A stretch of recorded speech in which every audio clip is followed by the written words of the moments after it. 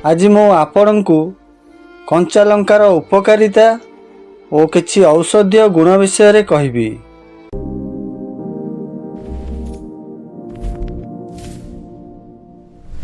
कंचा लंका को आमे समस्ते खाइबारे व्यवहार करिथाउ, किंतु एथिरे एमिति किछि औषधीय गुण रहिछि जहा सुनिले आपण भाबिबे कि मु आज पर्यंत कौन पाई कंचा लंका खाऊ नथिली। कंचा लंकारे विटामिन ए प्रचुर परिमाण रे रही थाए, जहा आम आखि पाई बहुत भल होइथाए। जेउ मानकर आखिर समस्या अछि आपण प्रतिदिन कंचा लंका खाआंतु। प्रतिदिन कंचा लंका खाइबा द्वारा आखिर दृष्टिशक्ति बढ़ी थाए।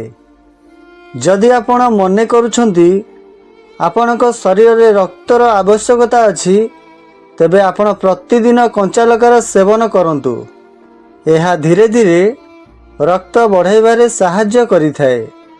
कंचा लंकारे आयरन भरपूर मात्रा रे रही थाए, जहा फल रे रक्त बढ़ाई थाए। कंचा लंका नियमित खाइबा द्वारा आम शरीर रक्तचाप नियंत्रण होइथाए।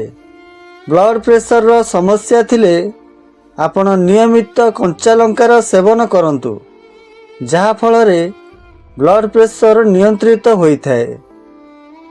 मधुमेह रोग हेउ बा डायबिटीज कंचा लंकार सेवन द्वारा यह नियंत्रण को आसी थाए।